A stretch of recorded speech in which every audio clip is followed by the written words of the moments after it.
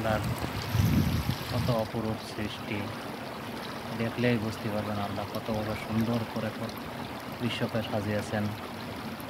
আপনারা এগুলো দেখলে বুঝতে পারবেন, মাছগুলো দেখলে বুঝতে পারবেন কত সুন্দর সুন্দর মাছ সৃষ্টি করেছেন, কত বড় পাথর পাহাড়,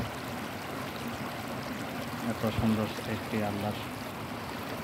অথচ আমরা আল্লাহর শুকরিয়া আদায় করি না। আল্লাহর সবসময় শুকরিয়া আদায় করি, যেন আল্লাহর শুকরিয়া আদায় করলে আল্লাহ নিয়ামতকে আরও বাড়িয়ে দেবেন। সেজন্য আমরা সবসময় আল্লাহর শুকরিয়া আদায় করি।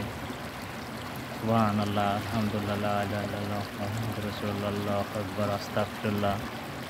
সবসময় আমরা এগুলো নিজের সঙ্গী করে নিই।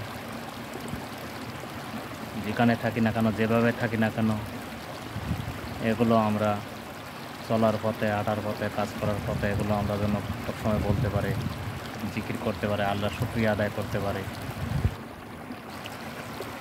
কত অপরূপ সৃষ্টি, সুন্দর সৃষ্টি, এগুলো দেখলেই মন জুড়িয়ে যাবে। আল্লাহ কত অপরূপভাবে আমাদের পৃথিবী আমাদের জন্য বাসযোগ্য করে সৃষ্টি করেছেন। শুকর আলহামদুলিল্লাহ, সুবহানাল্লাহ, আলহামদুলিল্লাহ, লা ইলাহা ইল্লাল্লাহ, আল্লাহু আকবার, আস্তাগফিরুল্লাহ।